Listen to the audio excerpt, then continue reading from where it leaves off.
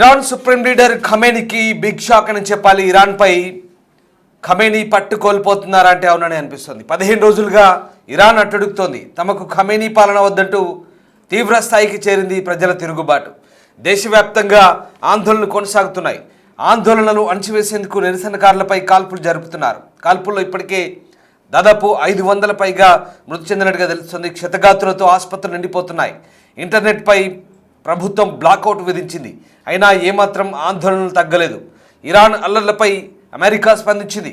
నిరసనకారులను Iran చంపాలని చూస్తే America ఏ క్షణమైనా దాడి చేయాల్సి వస్తుందంటూ ట్రంప్ హెచ్చరించారు. ఒకవేళ ఇరాన్ న్యూక్లియర్ ప్లాంట్లను తిరిగి నిర్మిస్తే పేల్చివేస్తామంటూ కూడా హెచ్చరించారు. ట్రంప్ హెచ్చరికలపై ఇరాన్ తీవ్రంగా స్పందించింది. ట్రంప్ బెదిరింపులకు భయపడమంటోంది. అంతే ధీటుగా స్పందించింది ఇరాన్.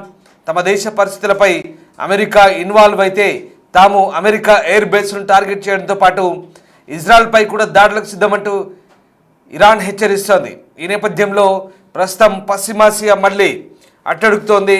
ఇరాన్లో డిసెంబర్ 28 నుంచి ప్రభుత్వ వ్యతిరేక ఆందోళనలు ఉధృతమయ్యాయి. పెరిగిన అవినీతి, ద్రవ్యోల్బణం, నిత్యావసర సరుకుల ధర, అవినీతితో ప్రజలు మతాధికారుల పాలనను వ్యతిరేకిస్తున్నారు. ఖమేనీ పాలనను అంతమొందించాలంటూ వీధులపైకి వచ్చి లక్షలాది మంది నిరసన తెలియజేస్తున్నారు. అంతేకాదు ఇక ఇరాన్ యువత మత ఛాందసవాద పాలకుల నుంచి బయటపడాలంటూ పిలుపునిస్తూ పెద్ద ఎత్తున అల్లర్లకు ఆందోళనకు దిగుతున్న పరిస్థితి కనబడుతోంది. ఎక్కడ చూసినా పెద్ద ఎత్తున నిరసనలు, ఆందోళనలు. ఈ ఆందోళనలు, నిరసనలు అణచివేసేందుకు ఇరాన్ ఖమేనీ ప్రభుత్వం వారిపై దాడులకు తెగబడుతోంది. అంతేకాదు ఇక పెద్ద ఎత్తున తలలపై కళ్ళలో కాల్చమంటూ ఆదేశాలు కూడా జారీ చేసినట్టుగా తెలుస్తుంది. ఈ నేపథ్యం దాదాపు ఒక టెహరాన్లోనే వందలాది మంది కాల్పులకు బలైనట్టుగా తెలుస్తుంది. అయితే ఈ విషయాలేవి బయట ప్రపంచానికి తెలియకుండా ఇరాన్ పూర్తిగా అక్కడ బ్లాకౌట్ పాటిస్తోంది. ఇంటర్నెట్ నిషేధించింది, విద్యుత్ నిలిపేసింది, ఆందోళనలు అణచివేస్తోంది. అక్కడ ఏం జరుగుతున్నా బయట ప్రపంచానికి తెలియకుండా జాగ్రత్త పడుతోంది. అయితే వందలాది మంది ఇప్పటికే మృత్యువాత పడ్డట్టు తెలుస్తోంది. ఆసుపత్రులన్నీ నిండిపోయినట్టుగా తెలుస్తుంది. ఇరాన్తో పాటు ఇరాన్లోని టెహరాన్, రాజధాని టెహరాన్తో పాటు సిరాజ్ నగరాలు ఇదే పరిస్థితి. ప్రధాన ఆసుపత్రులన్నీ కూడా పూర్తిగా నిండిపోయినట్టుగా సమాచారం. మీరు చూస్తున్నారు, ఇరాన్ మత పాలకుల జెండాను పీకివేసి అక్కడ యువత ఈ రకంగా మళ్ళీ పాత రోజులు, పాత ఇరాన్ 1979కి ముందున్న షా కాలం నాటి ఇరాన్ అంటే రాజుల పాలనకు సంబంధించినటువంటి ఇరాన్ జెండాను ఈ రకంగా ఎగరవేస్తున్నారు. చూడొచ్చు, 1979కి ముందు ఇరాన్ చాలా స్వేచ్ఛా వాయువులు పీల్చుకునే ప్రాంతంగా ఉండేది. ఒక రకంగా ఇరాన్ పశ్చిమాసియాలో పాశ్చాత్య పోకడలు కలిగిన పర్షియన్ దేశం. అది చాలా స్వేచ్ఛగా ఉండేవారు ప్రజలంతా కూడా.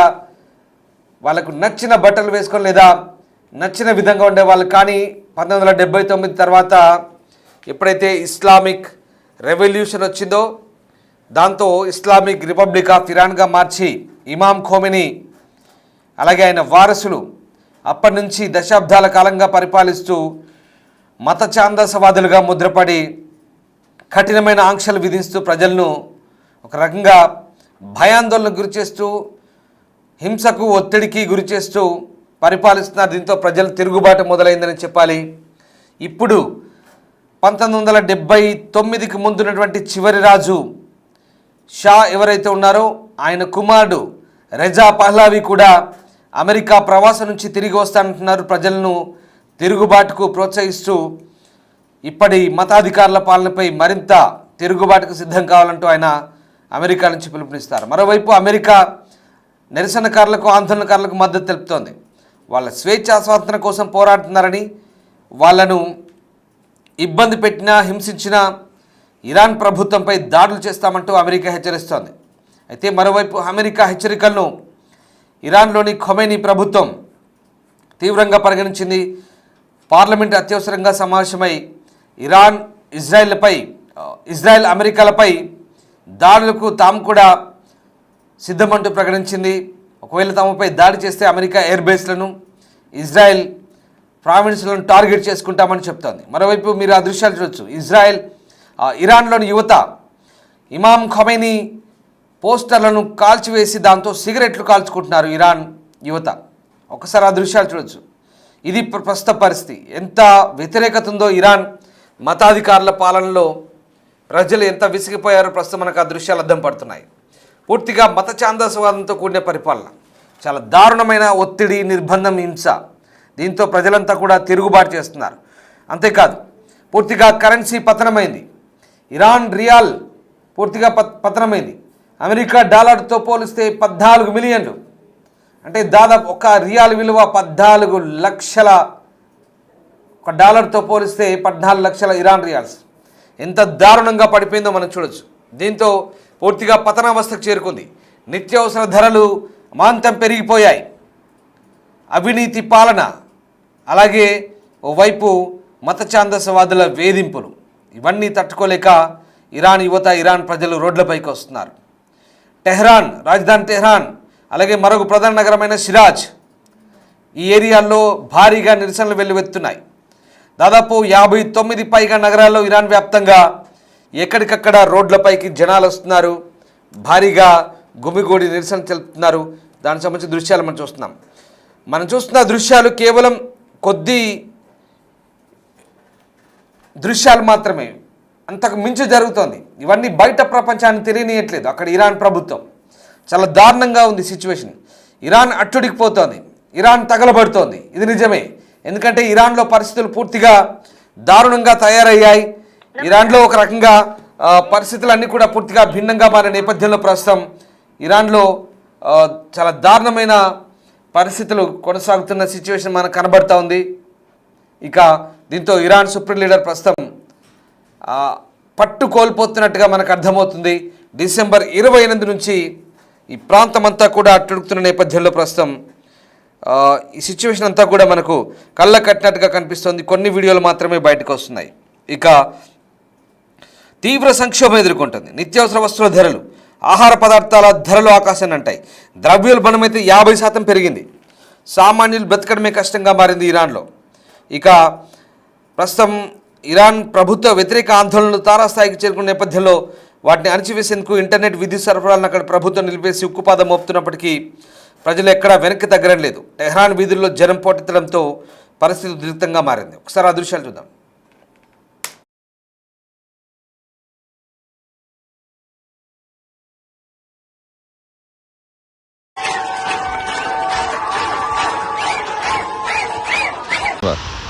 از اون ور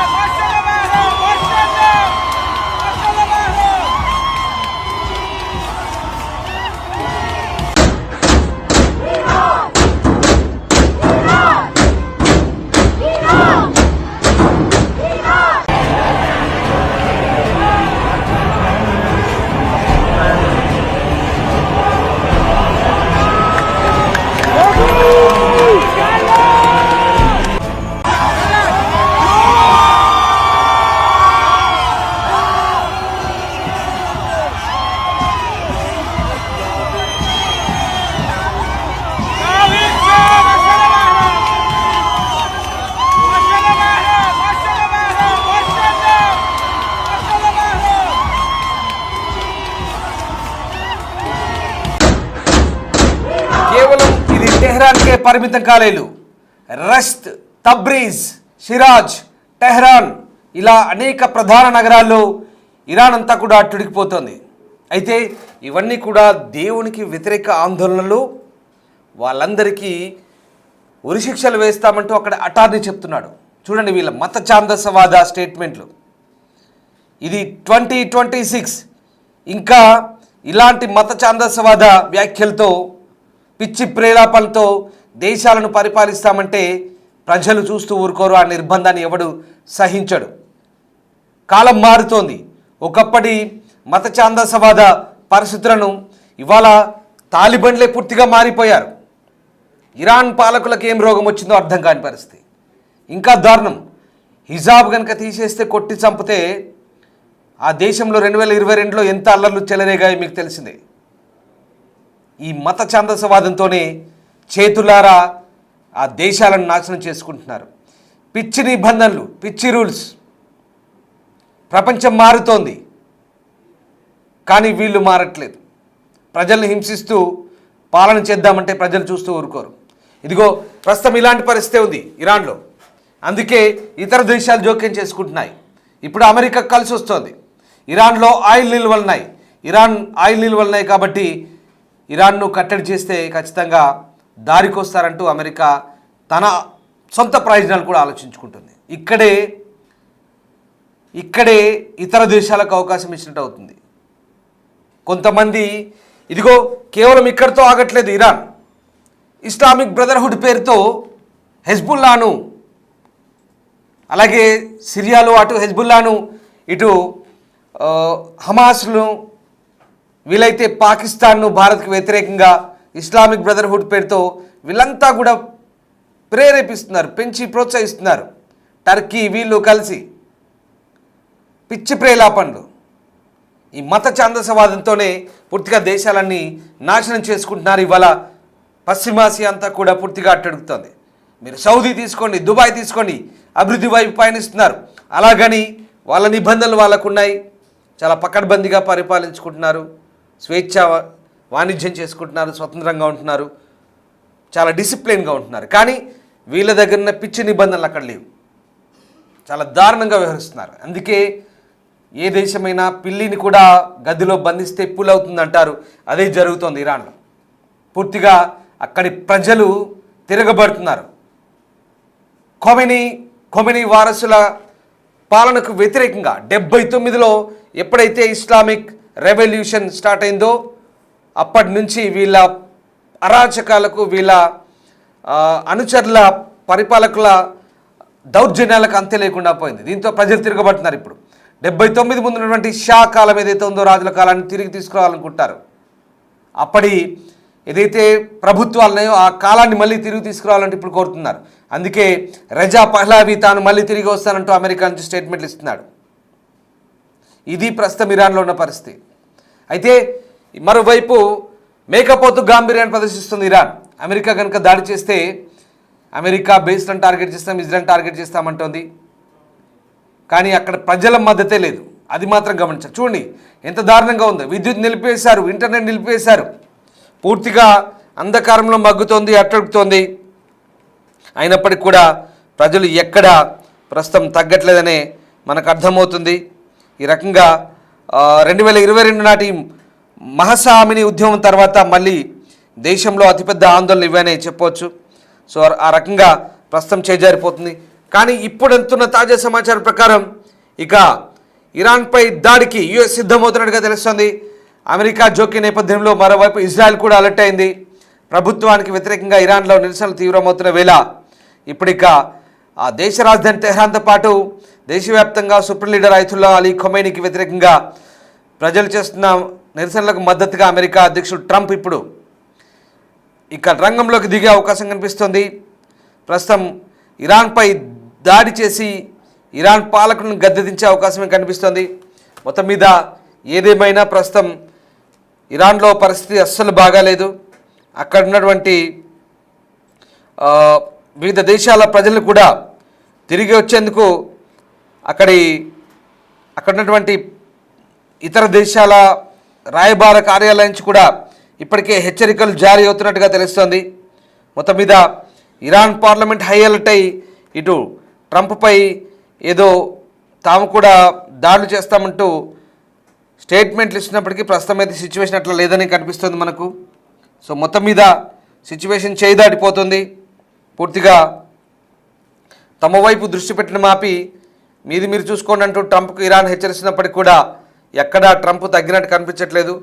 సో మొత్తం మీద ప్రస్తుతానికైతే ఆ దేశం పట్టు తప్పిపోతుంది. ఇక ఈ దృశ్యాలు ప్రస్తుతం మనకు ప్రత్యక్ష ఉదాహరణగా కనిపిస్తున్నాయి. సో ఓవరాల్గా పరిస్థితి చేయిదాటిపోతుంది. ఒకప్పటి ఇరాన్లా ఇప్పుడు లేదు. ఇరాన్లో ప్రజలు పూర్తిగా మారాలనుకుంటున్నారు, నిర్బంధం నుంచి బయటపడాలనుకుంటున్నారు, మత ఛాందసవాద పాలన నుంచి స్వేచ్ఛ వాయువులు కోరుకుంటున్నారు. సో ఇప్పుడున్న కాలానుగుణంగా పరిస్థితులకు అనుగుణంగా ఇరాన్ ప్రజలు స్వేచ్ఛగా మారాలనుకుంటున్నారు, మార్పు కోరుతున్నారు. అందుకే వీధుల్లోకి వస్తున్నారు. చూడాలి మరి ఎలాంటి పరిస్థితులు దారితీస్తాయి. అమెరికా జోక్యం చేసుకొని అయతుల్లా అలీ ఖొమైనీని గద్దె దించి ఇతర పాలకులను ఆ గద్దెపై కూర్చోబెడతారా? ఇరాన్ పాలకులకు పరాభవం తప్పదా? ఏం జరగబోతోంది? ముందు కాలమే నిర్ణయించబోతోంది.